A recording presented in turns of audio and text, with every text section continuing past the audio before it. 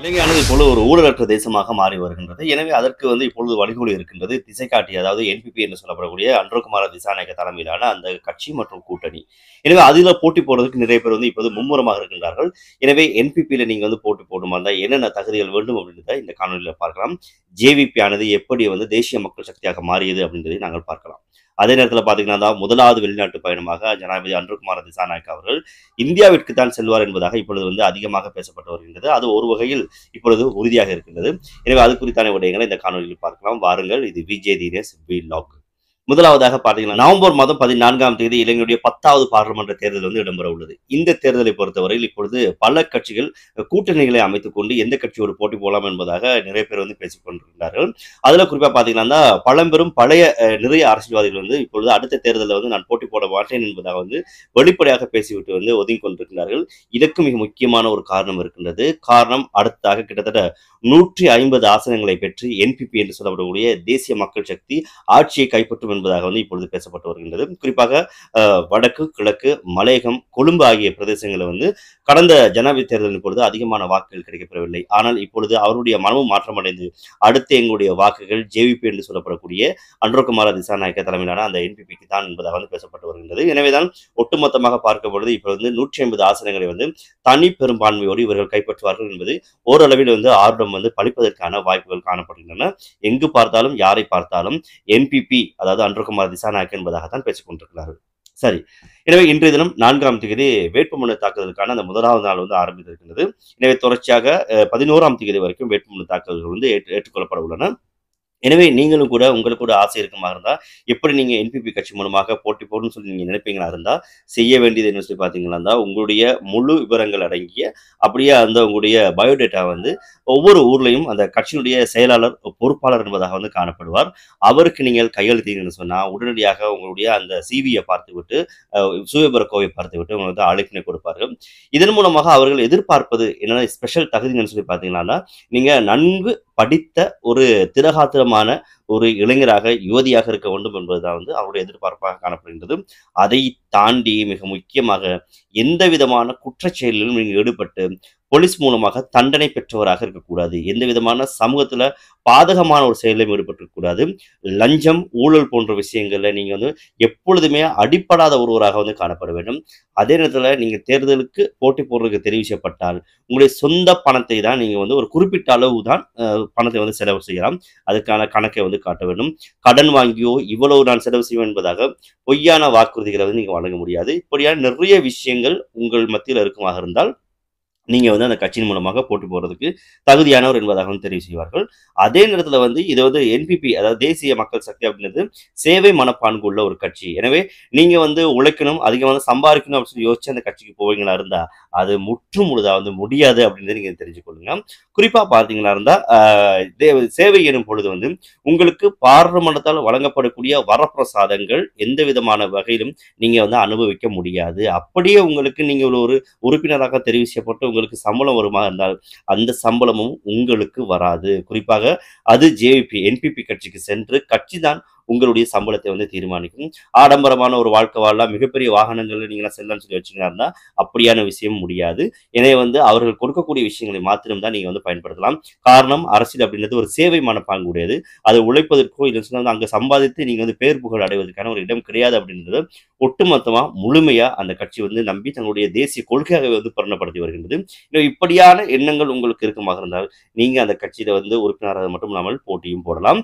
அதே நேரத்தில் இப்பொழுது யாருக்கு அதிகமான வாய்ப்பு கொடுக்குறாங்கன்னு சொல்லி பாத்தீங்கன்னா அந்த கட்சியில பல ஆண்டு காலமாக இருந்தவர்கள் அடிப்படை உறுப்பினர்கள். அதே நேரத்தில் அந்த கட்சியுடைய வளர்ச்சிக்காக பாடுபட்டவர்களுக்கு தான் அதிகமான முக்கியத்துவம் இந்த பொது தேர்தலில் வழங்கப்பட்டு வருகிறது.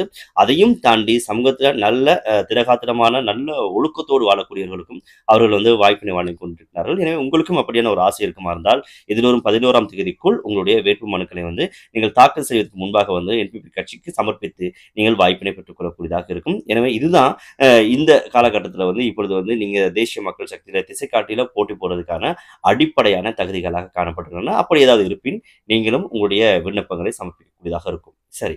குறிப்பாக பார்த்தீங்கன்னா, அந்த ஜேவிபி என்பதா தான் காணப்பட்டது. இப்ப என்பிபி என்பதாக வந்து பெயர் மாற்றம் பெற்றிருக்கிறது. ஜேவிபி கட்சி அப்படிங்கிறது தான் தலைமையகமாக அதுதான் வந்து தாய் கட்சியாக வந்து காணப்பட்டது.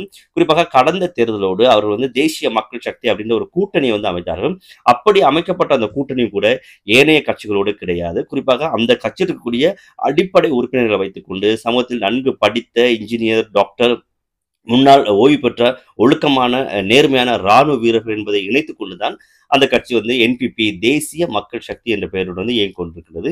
எனவே இதுதான் எதிர்காலத்திலும் தொடருவதற்கான வாய்ப்பு இருக்கின்றது என்பதாக தான் அந்த கட்சி வந்து அறிவித்திருக்கின்றது.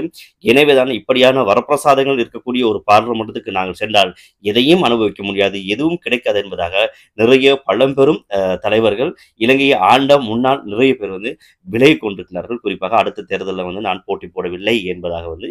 எனவே இதுதான் ஒரு குறுகிய சின்னஞ்சிறிய வரலாறாக காணப்படுகிறது. அதையும் தாண்டி மிக முக்கியமான 5 கொள்கைகள் காணப்படுகின்றன ஜேவிபி கட்சிக்கு.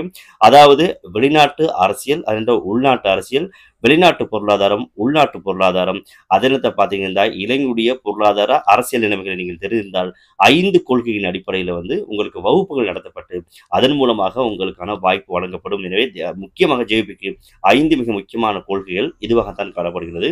இந்த விடயங்களை நீங்கள் தெரிந்து கொள்ள வேண்டும். சரி, அடுத்ததாக ஜனாதிபதி அன்ருகுமார் திசாநாயக்க அவர்களுடைய முதலாவது வெளிநாட்டு பயணமாக இந்தியாவுக்கு செல்வார் என்பதாக இப்பொழுது வந்து அதிகமாக பேசப்பட்டு வருகின்றது. ஒரு வகையில் அது வந்து இப்பொழுது வந்து ஒரு நம்பக்கூடிய விஷயமாக மாறி இருக்கின்றது. காரணம் இன்றைய தினம் இந்திய வெளியுறவு அமைச்சர் கலாநிதி ஜெய்சங்கர் வந்து நாட்டுக்கு வந்து வருகை தந்திருந்தார். அவர் வருகை தந்தது மட்டுமில்லாமல் குறிப்பாக வெளிநாட்டு அமைச்சர், அதே நேரத்தில் வந்து பிரதமர், அதே நேரத்தில் ஜனாதிபதி அன்ருகுமார் திசாநாயக்க ஆகியோரை வந்து சந்தித்தது மட்டுமில்லாமல் மிக முக்கியமான பல விடயங்களை வந்து கூறியிருக்கிறார். அதாவது பிரதமர் நரேந்திர மோடி இவரை வந்து முதலாவதாக வந்து இந்திய தேசத்துக்கு வருமாறு அழைத்திருக்கின்றார். எனவே எங்கள் நாட்டை பொறுத்தவரையில் எந்த ஒரு பிரதமராக இருந்தாலும் ஜனாதிபதியாக இருந்தாலும் அவர் தெரிவு செய்யப்பட்ட உடனேயே முதலாவதாக இந்திய நாட்டுக்கு செல்வது அப்படின்றது ஒரு பாரம்பரிய வழக்கமாக காணப்படுகின்றது. அந்த வகையில் தான் பார்த்தீங்கன்னா குறிப்பாக ஜேவிபி கட்சியானது சீன கம்யூனிஸ்ட் கட்சியை வந்து பின்பற்றக்கூடிய ஒரு கட்சியாக காணப்படுகின்றது. முதலாவதாக சீனாவுக்கு தான் அவர் செல்வார் என்பதாக பேசப்பட்டு வந்த சூழ்நிலை நேரடியாக இப்பொழுது ஜெய்சங்கர் அவர்கள் வந்து நேரடியாக வந்து பிரதமர் மோடியினுடைய அழைப்பை வந்து விடுத்திருக்கிறார், இந்தியாவுக்கு வாருங்கள் என்பதாக. எனவே வெகு விரைவில் ஜனாதிபதி அன்ருகுமார் திசாநாயக்க அவர்கள் இந்தியாவுக்கு செல்வதற்கான அதிகமான வாய்ப்புகள் காணப்படுகின்றன. எனவே இந்த சந்திப்பின் பொழுது, இந்த விஜயத்தின் பொழுது ஏராளமான பல விடயங்கள் பேசுவதற்கான வாய்ப்புகளும் உருவாக்கி உள்ளது. இலங்கையில் பார்த்தீங்கன்னா இப்பொழுது வந்து ஊழலற்ற ஒரு தேசமாக உருவாக்கும் பொருட்டு தான் இப்பொழுது ஜேவிபி கட்சி வந்து மும்முரமாக செயல்பட்டு வருகிறது. எனவே அந்த கட்சியினுடைய செயற்பாடுகள், கொள்கைகள் நிறைய மக்களுக்கு பிடித்த நிமித்தம் வந்து எனவே இந்த கட்சி அபரிமிதமான ஒரு வளர்ச்சியை வந்து காட்டிக்கொண்டு நிற்கின்றது என்பதையும் நாங்கள் ஞாபகப்படுத்த வேண்டும். எனவே எது எப்படியோ இலங்கையில் நல்ல ஒரு ஆட்சி மலர்ந்து இலங்கை மக்களுக்கு சுபீட்சமான ஒரு எதிர்காலம் கிடைத்தால் அதுவே சிறப்பானதாக காணப்படும். அதே நேரத்தில் பார்த்தீங்கன்னா அந்த IMF உடனான 2 நாள் அந்த பேச்சுவார்த்தை நேற்று முன்தினம் மற்றும் இன்றும் கூட அந்த பேச்சுவார்த்தை நடைபெற்றிருந்தது. இந்த பேச்சுவார்த்தையின் பொழுது டெக்ஸ் உட்பட்ட பல விடயங்களை அவர்கள் குறைத்துக் கொள்வதற்கான சந்தர்ப்பத்தை உருவாக்கியிருக்கிறார்கள். இதன் மூலமாக அடுத்து வரக்கூடிய நாட்களில் அதிகமான பொருட்களுடைய விலை குறைந்தது மட்டும் இல்லாமல் வந்து நிறைய பேருக்கு வந்து நல்ல சுப செய்திகளும் கிடைக்கப்பெறும் அப்படின்ற மாற்று கருத்து கிடையாது. அதே நேரத்தில் பார்த்தீங்கன்னா ஜப்பான் மிக முக்கியமான ஒரு அறிவித்தலை விடுத்திருக்கிறது. இனி வரக்கூடிய காலங்களில் அரசாங்கமானது யாராக இருந்தாலும் ஊழலுக்கு துணை போவர்களாக இருந்தால், ஊழல் சம்பந்தப்பட்ட விடயங்கள் ஈடுபடுவார்களாக இருந்தால் ஜப்பானுடைய எந்த உதவியும் கிடைக்கப்பெறாது. எனவே எங்களுடைய உதவிகள் அனைத்தையும் நாங்கள் நிறுத்தி விடுவோம் என்பதாக ஜப்பானும் கூட ஒரு அதிரடியான அதற்கு உறுதியான ஒரு முடிவையும் அறிவித்திருக்கிறார்கள். எனவே இப்பொழுது தெரிவாக இருக்கக்கூடிய இந்த என்பிபி கட்சியானது ஊழலுக்கு எதிரான கட்சி. எனவே எதிர்வரும் காலங்களில் அதிகமான உதவிகள் ஜப்பானிலிருந்து நாங்கள் கிடைக்கப்பெறும் என்பதையும் நாங்கள் வலுவாக நம்பக்கூடியதாக இருக்கும். எனவே எது எப்படியோ இலங்கை தேசமானது முன்னரே போன்ற ஒரு சிறப்பான தேசமாக கட்டியெழுப்பப்பட வேண்டும். அதற்கு நல்ல ஊழலற்ற ஒரு அரசாங்கம் உருவாக வேண்டும். அதற்காகத்தான் அனைத்து மக்களும் பாடுபட்டுக் கொண்டிருக்கிறார்கள். அப்படியான ஒரு தேசத்தை அனைவரும் இணைந்து உருவாக்குவோம் என்பதாக கேட்டுக்கொண்டு இன்றைய காணொலியிலிருந்து நானும் விடைபெறுகின்றேன். எனவே தொடர்ச்சியாக என்னுடைய விஜே தினேஷ் விலாக் என்னுடைய யூடியூப் தளத்துக்கு உங்களுடைய ஆதரவும் எதிர்பார்த்து காத்திருக்கின்றேன். நாளை தினமும் இதே போன்று இன்னும் சுவாரஸ்யமான முக்கியமான விடயங்களோடு சந்திக்கலாம். அது வரைக்கும் நன்றி, வணக்கம்.